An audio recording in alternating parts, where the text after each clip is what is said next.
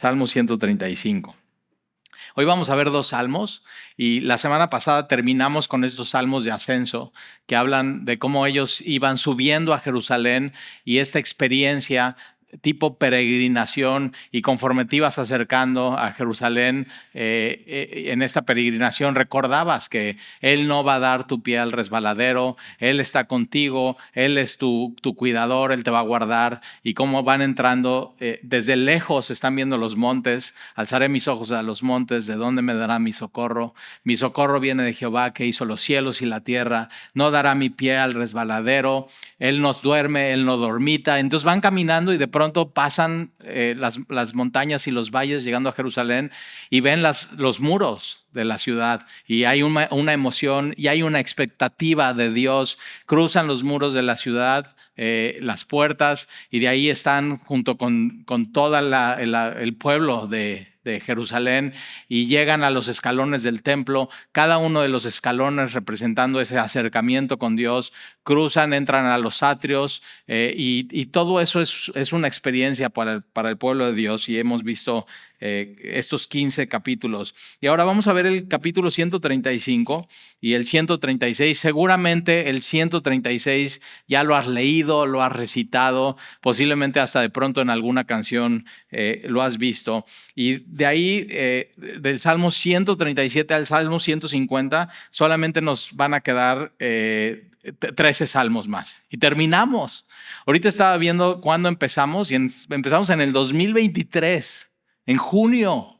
Llevamos más de 80 miércoles estudiando salmos. Pero ahora no sé tú, pero de pronto cuando algo es cada semana lo mismo, como que te aburres, y yo no me he aburrido. O sea, realmente cada salmo es diferente, y Dios nos ha hablado, nos ha enseñado cómo orar, para eso sirven los salmos, nos ha enseñado quién es Dios, y también nos ha enseñado cómo alabar a Dios, cómo podemos relacionarnos con Él. Entonces, terminando Salmos, ya estudiamos Proverbios, entonces nos vamos a saltar Proverbios y de ahí vamos a ir a Eclesiastés. Entonces, más o menos yo le calculo que en un mes, después de 2 años de estudiar Salmos, vamos a ir a este libro de Eclesiastés. Y si te gusta irte adelantando, adelántate, lee los salmos que quedan y empieza a leer Eclesiastés igual en tu devocional, para que cuando vayamos juntos podamos ir verso a verso en Eclesiastés, que lo escribe Salomón.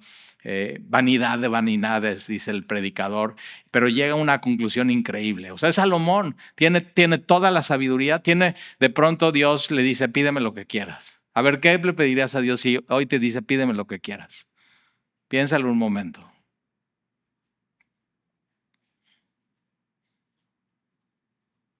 Y Salomón le pide sabiduría. Y dice Dios, por cuanto no me pediste riquezas, te voy a dar sabiduría y riquezas. Y Dios extendiendo su mano y dando mucho más allá de lo que podemos pedir y entender. Ese es Dios. O sea, a veces superan nuestras expectativas. Nosotros queríamos esto y de pronto Él tiene algo mucho más allá de eso en nuestras vidas. Entonces, Salmo 135 dice, alabad el nombre de Jehová. Acuérdate que cuando habla del nombre de Jehová quiere decir sus atributos, su carácter, todo lo que representa a Dios, y nosotros eso es lo que hemos sido llamados a alabar a Dios y con todos sus atributos, y no podemos quitar uno de esos atributos, lo tenemos que alabar por absolutamente todo. Por Dios es justo, Dios es fuerte, y de pronto nos gustan algunos atributos más que otros. Dios está lleno de gracia y dices, ese atributo me fascina. Pero por otro lado, Dios es celoso. Y no celoso como un marido celoso enfermizo, sino son celos santos. Y Dios es celoso porque quiere lo mejor para nosotros. Entonces, por eso Dios nos disciplina, por eso Dios nos guía, por eso cuando de pronto vamos por un camino que no deberíamos de hacer, Él nos toma y nos rectifica nuestro camino. Dios es justo. A veces dice, no, a mí me gusta el Dios perdonador y misericordioso, pero eso de Dios es justo, no. Pero no puedes alabar algunos de sus atributos y otros dejarlos afuera, sino tienes que conocer a Dios completamente como es y entonces alabarlo por completo. Entonces, alabad el nombre de Jehová, alabadle, siervos de Jehová. Salmo 134, si te acuerdas, está hablando que los siervos de Dios tienen que bendecir a Dios, los de la casa de Dios que están en las noches y tiene esta idea de parados, sirviendo a Dios. Una de las cosas que tenía el tabernáculo y también el templo que construye Salomón es que no hay ningún lugar como, no hay una sala de espera, no hay una cafetería, no hay un auditorio, sino todo era parado y siempre a la expectativa de cómo puedo yo servir a Dios. Y están ahí en el templo, en el tabernáculo, con esa expectativa. O sea, siempre tenías que estar haciendo algo para servir a Dios. ¿Y quiénes no van a servir y bendecir a Dios sino sus siervos? Y sus siervos no lo hacen. Y son sus ministros. En este caso eran los sacerdotes y los levitas, pero en el Nuevo Testamento somos nosotros, somos sus siervos. Él nos ha llamado a servirle, a amarle, a estar siempre a la expectativa. Señor, ¿qué quieres hacer hoy conmigo? Y no solamente durante las reuniones de la iglesia, sino fuera de la iglesia, estar con la expectativa. Ahora estuvimos en Puerto Vallarta porque mis hijos fueron una competencia de kitesurf y estoy literalmente rendido después del sol y de horas en el agua y acompañarlos y estar con ellos, y es mucha presión de que a ver no se vaya a accidentar uno y otro así, y de pronto ya no puedo más y unas bocinas enormes así en la playa y nunca te ha pasado y un cuate hablando todo el tiempo sin parar. Y dices, ya, o sea, ¿dónde desconecto la luz este cuate para que ya? Pero eso, le pagan por hacer eso, entonces entre más habla, pues yo creo que más le pagan. Y ahí estoy yo y digo, no, ya no puedo más. Me acuesto en la playa, en una toalla, pongo como una almohada y de veras me quedé dormido 20 minutos, gente alrededor caminando encima de mí. Todo. Y de pronto nada más abro el ojo y está un amigo mío y dice, ay, ahí está Talí. Y yo así como que me hago como que no estaba dormido. O sea, todo mal ahí. Me despierto y de pronto se sienta su hijo al lado de mí y me dice, oye, mi papá me platicó que eras pastor. Y yo estoy dormido, no estoy listo, pero de pronto cuando sucede eso en tu vida tienes que estar listo, parado y listo. O sea, él me está diciendo, ¿qué onda contigo? O sea, algo quiero que me digas. Y siempre tenemos que estar preparados para eso. Y imagínense que a un pastor le digan eso. O sea, ¿me puedes decir algo de lo que te dedicas? Y entonces estoy en medio del ruidero, de la competencia, de todo lo que está sucediendo, hablándole a este muchacho de ese vacío que todos tenemos, que solamente Jesús puede satisfacer. Así, entonces siempre tienes que estar listo. Y los siervos de Dios tenemos que siempre estar bendiciendo a Dios, siempre tenemos que estar listos para servir a Dios, tenemos que alzar nuestras manos al santuario. Si no levantamos las manos nosotros a Dios, ¿quién lo hace en este mundo que no le conoce? Y tenemos que bendecir a Dios. Y tenemos que alabar el nombre de Dios y tenemos que alabar los siervos de Jehová, los que están en la casa de Jehová. Tiene esta idea otra vez de pie. Y lo que hace este salmo es te da razones racionales de por qué tienes que alabar a Dios. No es alaba a Dios porque tienes así, sí, alaba a Dios, o empieza la música, y no solamente en la música, sino en tu vida. Es no solamente lo hagas porque te están diciendo que lo hagas, sino es un culto racional. Romanos 12:1. Es lógico que lo tienes que alabar, y Salmo 135 te da las razones por qué tienes que alabar a Dios.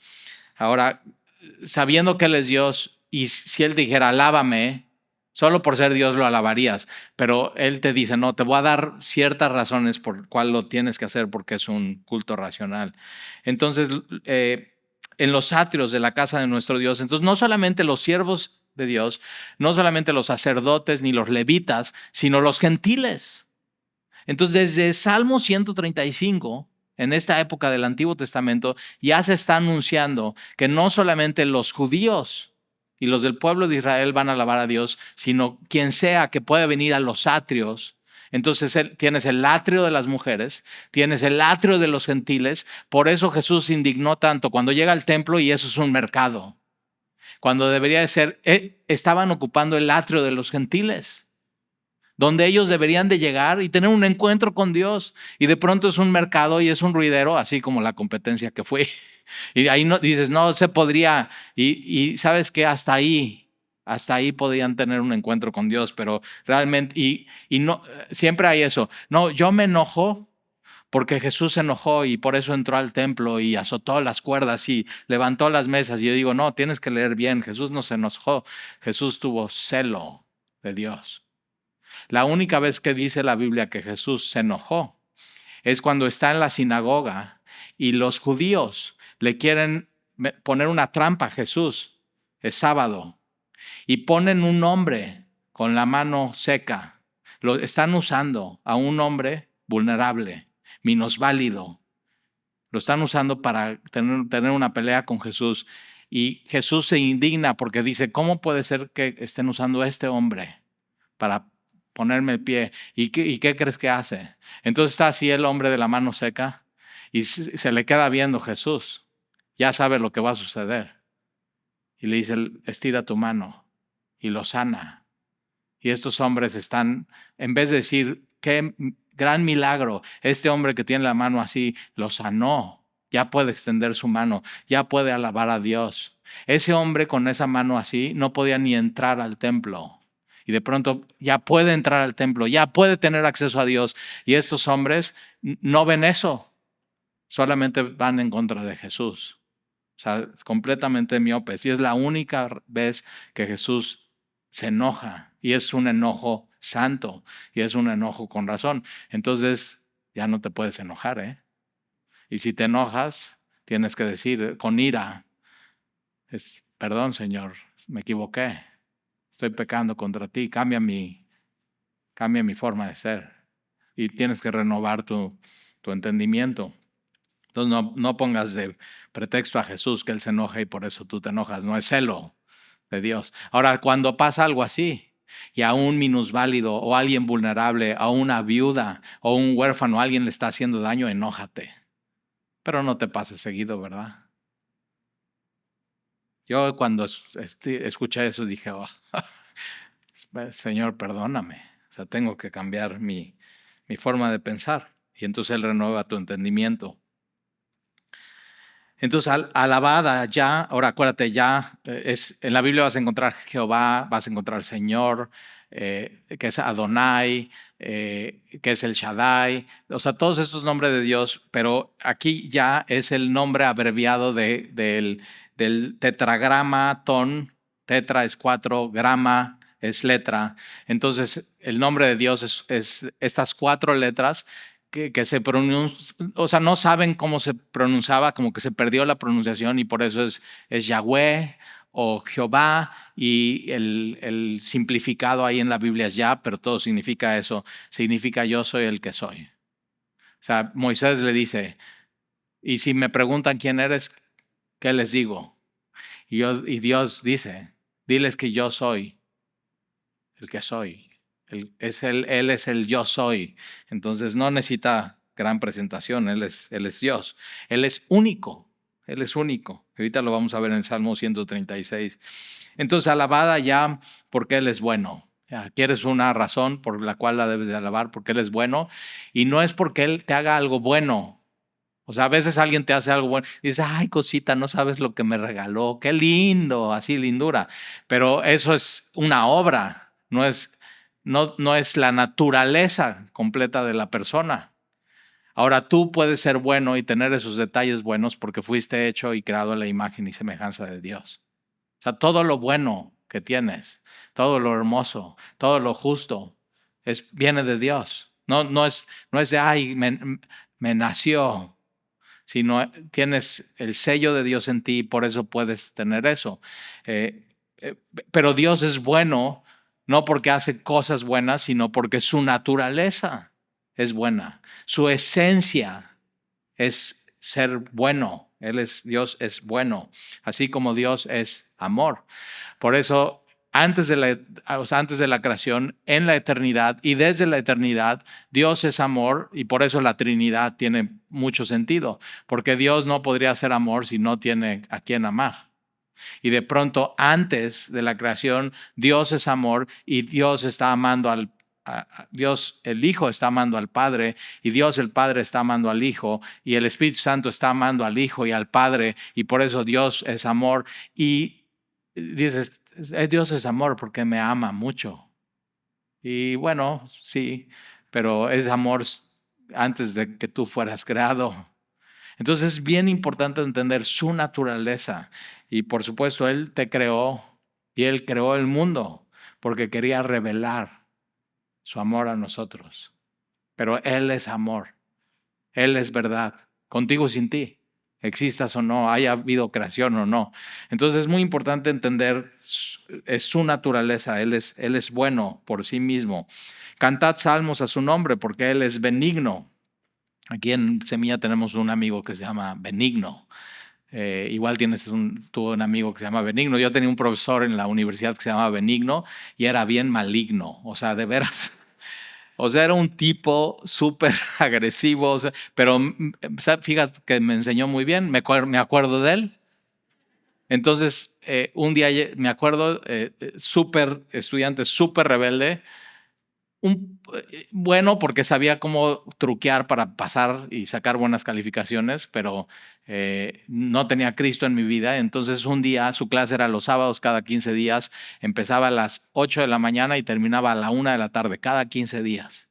Y entonces un día de esos llego de Acapulco, en chanclas, en shorts, sin dormir, por supuesto, llego a su clase y se me queda viendo el profesor Benigno y me vio con ojos malignos y me dijo, la próxima vez que vuelvas a llegar así al salón, estás reprobado. Se me quedó grabado. Pregúntame cuándo volví a llegar a un salón de clases de la universidad en shorts y en chanclas y con un poco de arena en las patas. Nunca jamás. Y esos profesores son los que te enseñan. Pero aquí la palabra benigna no tiene que ver con eso y ni con mi profesor, sino es agradable, es beneficioso. Te conviene, Dios. Te conviene. Entonces, ¿por qué no alabarle? ¿Por qué no tener una relación con Él? ¿Por qué no conocerle?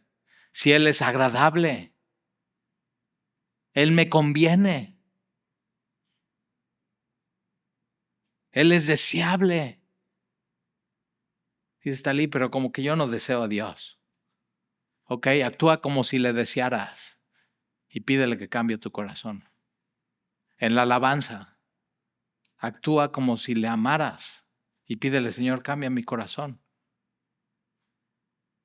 Talí, pero es que si no, es que no lo siento. No importa que lo sientas o no lo sientas. Él es digno de alabanza. Él es benigno, Él es bueno, es parte de su naturaleza. Entonces, lo sientas o no lo sientas, hazlo por estas razones. Es racional, es una adoración inteligente a Dios. Entonces, ¿por qué Él es benigno? Porque ya ha escogido a Jacob para sí. Y no porque Jacob era lo máximo. No era lo máximo. O sea, lee la historia de Jacob. Y entonces Dios no escoge a Jacob por Jacob, sino Dios escoge a Jacob por Dios. Porque Él dice, yo le quiero escoger. Y tienes que saber esto, Dios te escoge a ti y escoge al cuerpo de Cristo y la iglesia, no por el cuerpo de Cristo y la iglesia y no por ti. No es porque yo muchos años decía, no entiendo la razón por la cual Dios me escogió. No entiendo por qué. Y después entendí que no tenía razón. No tiene razón. Y Él dice, tú, Mateo, cobrador de impuestos, todo el mundo lo odiaba. Era un traicionero. Y pasa Jesús, se le queda viendo, le dice, Mateo, sígueme. ¿Y qué hace Mateo? Deja absolutamente todo. Pierde todo. Bueno, ¿qué pierde? Si gana algo, gana el mayor tesoro, a Jesús. Y entonces, nunca te olvides, Dios te escogió a ti para que estuvieras con Él y le conocieras. Y a Israel por posición suya. Y es eso, Jesús nos compra en la cruz con su sangre, preciosa sangre, paga el precio y entonces somos suyos. Ya no somos nuestros. Ya no podemos tomar nuestras propias decisiones. Que Él las tome, que Él tome el control de nuestras vidas. Porque yo sé que Jehová es grande. A veces Tenemos un Dios pequeñito, pero no te olvides, Él es grande. Y el Señor nuestro, mayor que todos los dioses. Todo lo que Jehová quiere lo hace. Subraya eso en tu Biblia. Lo que Dios quiere lo hace. Él es absolutamente todopoderoso. Él tiene todo el poder en los cielos y en la tierra, en los mares, en los abismos, en el mar que se ve y que puedes bucear con un snorkel y un visor, pero también en los abismos, en el mar que no ve, que es sumamente profundo. Y Dios llega a los lugares que nadie llega. Y Dios llega a lugares en tu vida, en tu corazón, en tu alma, en tu espíritu, que ni tú conoces. Él llega a lo más profundo de tu ser y de ahí es donde Él empieza a cambiarnos. Él hace lo que quiere y tenemos esta promesa que la obra que Él empezó en nosotros la va a terminar en el día de Jesucristo. Entonces confía en Él. A veces estamos muy afanados y preocupados y tenemos que relajarnos y decir, Señor, tú haz tu obra. Nunca te has cansado de fracasar en tu vida. O sea, no puede ser. O sea, Marco y yo teníamos un dicho cuando empezó Semilla: cada vez que puedo me equivoco. Así, o sea, ya, ese era nuestro currículum. Así, semillaveracruz.com/cada vez que puedo me equivoco. Pero hemos tenido paciencia. Y sabemos que Dios lo que quiere lo hace. En los cielos, en la tierra, en los mares, en los abismos. Hace subir las nubes de los extremos de la tierra. Hace los relámpagos para la lluvia. No, esto lo deja claro este salmo, porque no es Baal. No es Baal. Por supuesto, no es Tlaloc. No es en Tenochtitlán. No hay que sacrificar niños. Sí sabías, ¿verdad? En Tenochtitlán, a Tlaloc, los aztecas sacrificaban a los niños. Y así, literalmente, con esos cuchillos de onix les cortaban la piel, sacaban su corazón y con el corazón vivo lo ponían así, a Tlaloc. ¿Para qué? Para que lloviera. Prosperidad. Tremendo. No hay que hacer eso. Jesús ya fue el sacrificio. Jesús ya murió una sola vez y para siempre.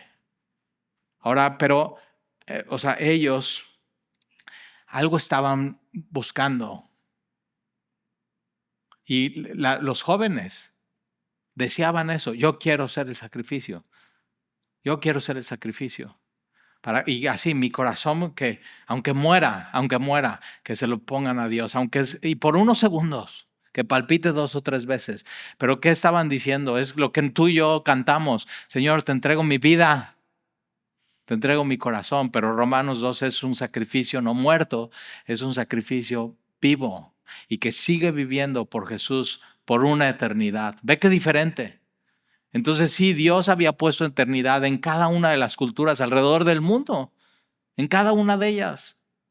Y algo estaban buscando, pero hasta que llega el Evangelio. Entonces hace los relámpagos para las lluvias, saca de sus depósitos los vientos. Él es quien hizo morir a los primogénitos de Egipto, desde el hombre hasta la bestia. Envió señales y prodigios en medio de ti, oh Egipto, contra Faraón y contra todos sus siervos. Destruyó muchas naciones, eso ya es cuando viene la conquista. Mató a reyes poderosos, a Sejón rey amorrheo, a Og rey de Basán, hasta aún los más poderosos, y a todos los reyes de Canaán, todos. Y dio la tierra a ellos en heredar a Israel su pueblo. ¿Por qué? Porque se le había prometido a Abraham. No porque qué lindo pueblo. Eran idólatras, eran rebeldes. O sea, tú lees los 40 años en el desierto y dices, o sea, estos cuates que queja tras queja tras queja, pero Dios lo que promete lo cumple. Él lo cumple, Él es Dios. Oh Jehová, eterno es tu nombre, tu memoria, tu fama, oh Jehová, de generación en generación. Y fíjate, hasta hoy ha llegado su fama, su renombre, su fidelidad de generación en generación. Y cada generación es responsable de pasar a la siguiente generación el Evangelio. Pero su fama nunca muere, siempre va a seguir, porque aún las estrategias del Hades no prevalecen contra la iglesia. Entonces va a seguir y seguir y seguir hasta que Jesús venga. Esta es la época de la iglesia, es la época de la gracia. Entonces tu memoria, oh Jehová, de generación en generación, porque Jehová juzgará a su pueblo y se compadecerá de sus siervos. Ahora va a un contraste. Este es Dios. Y lo va a contrastar con los ídolos. Los ídolos de las naciones son de plata y de oro, obra de manos de hombre. Tienen boca y no hablan, tienen ojos y no ven. Ahora, si tienen ojos y no ven, no pueden ver tu adoración, no pueden ver tu sacrificio, no pueden ver tu vida, no pueden ver cuando tienes una necesidad. Simplemente no pueden ver. Tienen orejas y no oyen, por más que digas y ores, tampoco hay aliento en sus bocas. Están muertos y semejante a ellos son los que lo hacen. ¿Cómo están ellos? Son inútiles y muertes, y los que los hacen están muertos espiritualmente hablando. Y todos los que en ellos confían. Todos los que en ellos confían. Hay una historia de un hombre misionero en la India, John Thomas o Juan Tomás. Y entonces él está en la India y va a un templo. La India está lleno de templos y miles de figuras de ídolos. Y él entra en una de ellas y se da cuenta que hay uno de los ídolos. Y todos están ahí adorando y pidiéndole al ídolo y arrojando monedas y dando ofrendas de alimentos. Y de pronto él llega y va y pone su dedo en la boca del ídolo y dice, no habla. Y pone su dedo en el ojo del ídolo y dice, no ve. Pone su dedo en la oreja del ídolo y dice, no oye. Y de pronto uno de los ancianos de los hindús, que se llaman Brahman, de la casta sacerdotal, acuérdate que en la India hay diferentes castas, y son los que era uno de los que enseñaba los Vedas. Él pone él mismo, después de darse cuenta, es cierto, tienen ojos y no ven, tienen oídos y no oyen, tienen boca y no hablan, y de pronto él pone su mano en los pies del ídolo y dice, tienen pies y no pueden correr. Y se la da media vuelta y sale del templo. Es muy fácil darse cuenta de eso. Entonces ve el contraste entre Dios verdadero y los ídolos. Entonces semejantes son a ellos los que los hacen y todos los que en ellos confían. Casa de Israel, bendecida a Jehová. Ahora tú y yo no somos casa de Israel. Casa de Aarón, bendecida a Jehová. Los sacerdotes, los levitas. Tú y yo no somos sacerdotes y levitas, pero mira esto. Los que temen a Jehová, bendecida a Jehová. En el libro de Hechos ves estos que temerosos de Dios, que van a la sinagoga, que no son del pueblo de Dios, que no tienen tribu, que no se han circuncidado, pero temen a Dios. Y de pronto desde el Salmo 135 está incluyendo en el atrio a los gentiles. Y no solamente eso, sino aquí en los últimos versículos, los que temen a Jehová, y somos tú y yo, bendecimos a Dios. Desde Sión sea bendito Jehová, quien mora en Jerusalén. Aleluya. El salmo comienza con alabad el nombre de Jehová, que es esta palabra aleluya, alabado sea Dios, y termina con la palabra aleluya, que es alabado sea Dios. Ahora, Salmo 136, fíjate cuántos versículos tiene, siempre tienes que fijarte en esas cosas. Tiene 26 versículos y comienza con una invitación que está del versículo 1 al versículo 3. Mira, alabad a Jehová, porque Él es bueno. Otra vez, Él es bueno, es su naturaleza, es su esencia, porque para siempre es su misericordia. Alabad al Dios de los dioses, porque para siempre es su misericordia. Alabad al Señor de los señores. Acuérdate, este título es el título de Jesús. Rey de reyes y Señor de señores. Entonces, alabad al Señor de señores. Acuérdate que todos los salmos están hablando y apuntando de Jesús. Son canciones que están hablando de Él. Entonces, alabad al Señor de señores, porque para siempre es su misericordia. En 3 versículos, 3 veces, porque para siempre es su misericordia. ¿Cuántas veces crees que vas a encontrar porque para siempre es su misericordia en este salmo? 26. Una por versículo. Ahora tú lees esto y para siempre su misericordia. Y otro, para siempre su misericordia. Otro, para siempre su misericordia. Otra, para siempre su misericordia. Ya me quedó claro. Pero a veces no te queda claro. Y a veces dudas de su misericordia. Ahora aquí la palabra misericordia es muy importante porque es Hesed. Y esta palabra Hesed es en hebreo rica y compleja porque su misericordia aquí es su amor fiel. Su amor fiel.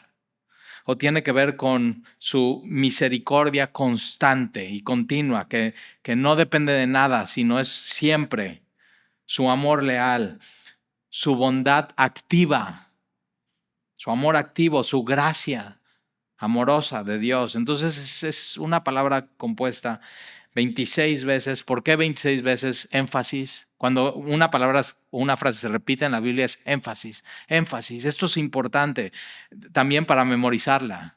Entonces, después de hoy ver 26 versículos y se repite la misma frase, vas a salir de aquí diciendo, porque para siempre es su misericordia.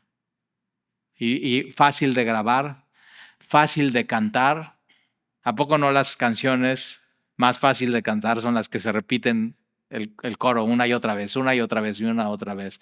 Entonces es énfasis, fácil de cantar, te la puedes memorizar, ¿no? Memoria, y sobre todo te ayuda a alabar a Dios en tu vida. Entonces, versículo 1 a 3 es la invitación.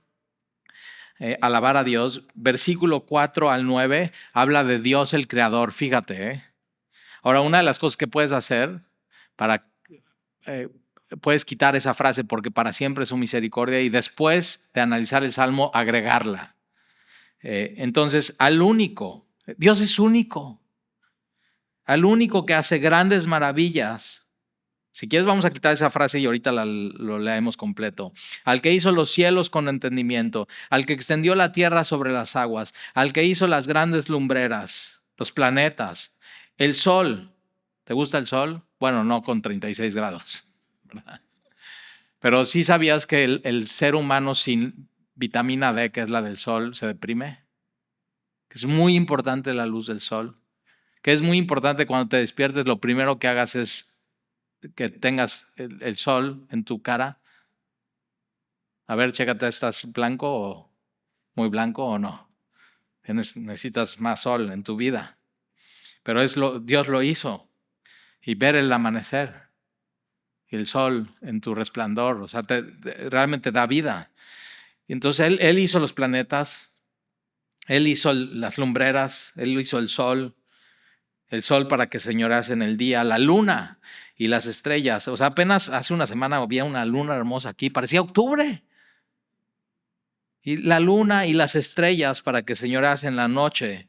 Y entonces está hablando del Creador y entonces para siempre su misericordia. Ahora, ¿cómo se hacía esto? Es que el que estaba cantando, el pastor de alabanza o el líder de alabanza o el levita de alabanza, él cantaba la primera frase y todos repetían porque para siempre su misericordia. Así se vería esto. ¿Quieren que lo hagamos? Bueno, vamos a hacer esta parte del Creador. Yo voy a hacer la primera frase del versículo y ustedes van a hacer la segunda. Ustedes van a decir porque para siempre su misericordia y vamos a ver cómo nos sale, ¿ok? Versículo 4. Al único que hace grandes maravillas. Al que hizo los cielos con entendimiento. Al que extendió la tierra sobre las aguas. Al que hizo las grandes lumbreras. El sol para que señorease en el día. Y la luna y las estrellas para que señoreasen en la noche. Dios es el creador. Para siempre. Es Hesed, su amor, su gracia, su lealtad en medio de la creación. Ahora el versículo 10 habla de Dios como redentor y habla de la salida de los hijos de Israel de Egipto, pero acuérdate, cada salmo habla de Jesús y Colosenses dice que Jesús es el creador. Y Él creó todo porque para siempre es su misericordia. Y Él no solamente crea todo, sino nos salva. Entonces, en este salmo ves la historia de redención. Él nos invita a conocerle. Él crea absolutamente todo. Él nos redime y es nuestro Salvador. Y entonces fíjate, versículo 10, al que hirió a Egipto en sus primogénitos, al que sacó a Israel de en medio de ellos. Esta palabra sacó es el éxodo. Con mano fuerte y brazo extendido, al que dividió el mar rojo en partes. O sea, a mí me encanta esta historia. Divide el mar rojo. Así como cuando es tu cumpleaños. ¿Alguien cumple en mayo? Súper, es el mejor mes, ¿verdad? ¿También? Cuando te dan un pastel y ya te cantan las mañanitas y te dan para cortar el pastel y como así sin mucho rollo y sin mucho esfuerzo, cortas el pastel, haces esto, pum, así Dios hizo en el Mar Rojo. De pronto partió las aguas. Ellos están pasando sobre tierra seca y están viendo de lado una pared de agua que no se les viene encima, como yo me puedo imaginar así, como de pronto como gelatina que no se mueve, y del otro lado también, y ahí vienen atrás, el ejército de Faraón. Ahora, un dato importante, los dos cruzan el mar, el pueblo de Dios, y también cruza el ejército. Entonces, la fe no es valentía. Unos cruzaron y otros se quedaron. La fe es conocer a Dios. No es ser echado para adelante. Ambos cruzaron, pero ellos confiaron en Dios. Ellos tenían una relación con Dios. Dios los había escogido a ellos. Y los de Faraón tenían dioses paganos, estos ídolos que tienen ojos y no ven, tienen oídos y no oyen, tienen boca y no hablan. Y no tienen aliento, como Dios que vive y pone su aliento en nosotros. Entonces, al que dividió el mar rojo en partes e hizo pasar a Israel por en medio de él, y arrojó a Faraón y a su ejército en el mar rojo. Y entonces, fíjate, cada uno dice, porque para siempre es su misericordia. Y después, no solamente, y está hablando de Jesús. Jesús hace eso por nosotros. Jesús nos escoge, nos salva con mano poderosa y con esa mano que fue a la cruz y muere por nosotros, pero al final resucita de los muertos. Y no solamente nos salva, y ahí no se acaba la historia del Evangelio, sino es nuestra guía y es nuestro protector. Tú lo ves en el libro de Salmos. Dios salva a la iglesia y no la abandona, sino la sustenta. Él siempre está con ellos. Su Espíritu Santo todo el tiempo los está protegiendo y los está guiando. Versículo 10. Al que pastoreó a su pueblo por el desierto, al que hirió a grandes reyes y mató a reyes poderosos, a Sehón rey amorreo y a Og rey de Basán, y dio la tierra de ellos en heredad de Israel su siervo. Entonces los guió y los protegió, y nosotros como iglesia nos ha hecho sus hijos, nos ha adoptado y tenemos una herencia que es incorruptible, incontaminada, inmarcesible, preparada para nosotros en los cielos. Nadie nos las puede quitar, ya es de nosotros porque Él nos prometió. Y versículo 23 al versículo 25, Él nos sustenta. No solamente nos guía y nos protege, sino nos sustenta. Él es el que en nuestro abatimiento se acuerda de nosotros. En nuestro abatimiento, ¿alguna vez te has sentido así? Digo, Reina Valera 60 lo dice muy bonito, abatimiento. Nunca dices, ¿cómo estás, cuate? Bien abatimientado.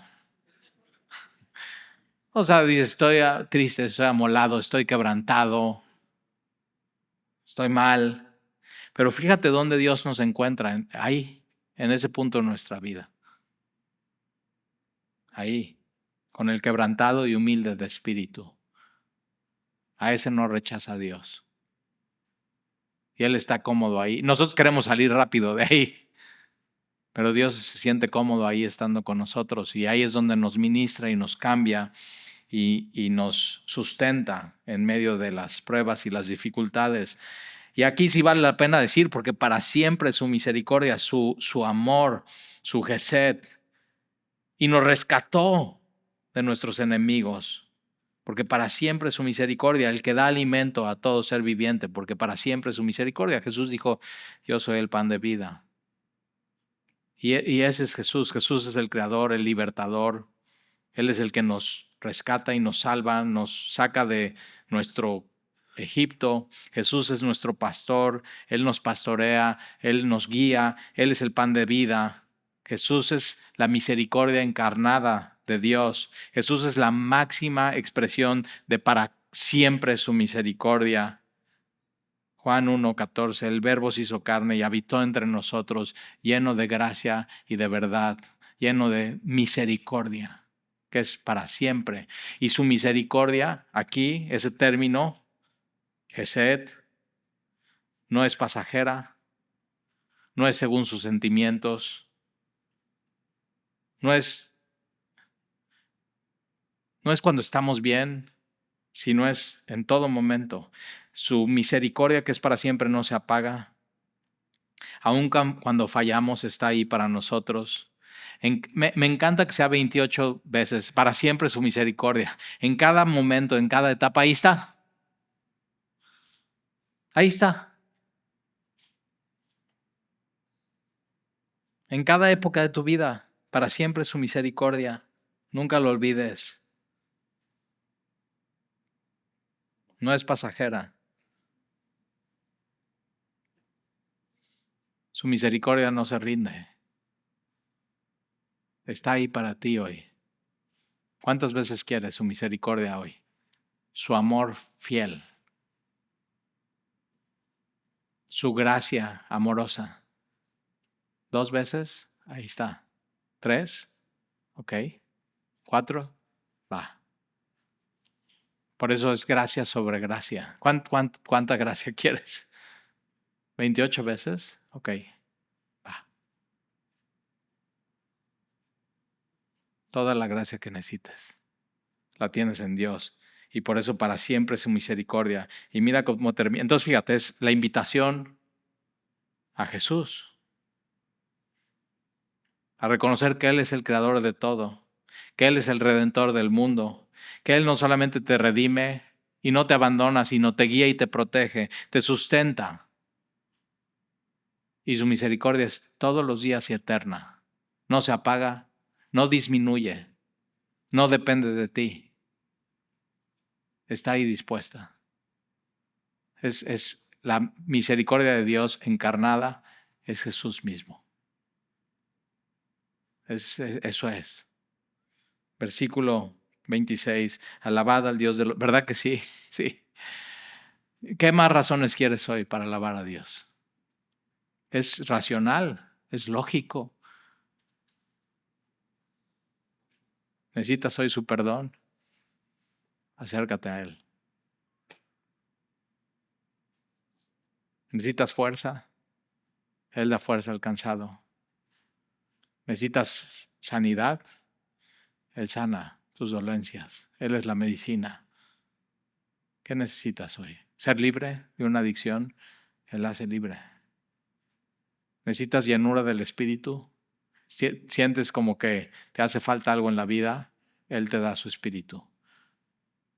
¿Qué necesitas hoy? Entonces, alabad a Dios de los cielos, porque para siempre, para siempre, para siempre es su misericordia. ¿Oramos? Y Señor, gracias por esa misericordia que no se apaga, que en las buenas y en las malas está ahí disponible para cada uno de nosotros, que en cada época de nuestra vida está ahí y tiene justo lo que necesitamos. Y gracias, Señor, porque cada salmo podemos ver a Jesús ahí. Es nuestro Redentor. Él es el que nos invita, Él es el que nos llama, Él es el que nos convence, Él es el que nos enamora. ¿Cómo podríamos decir que no si Él es benigno, Él es deseable, Él me hace bien y Él es bueno? No podemos encontrar ninguna falla en Él.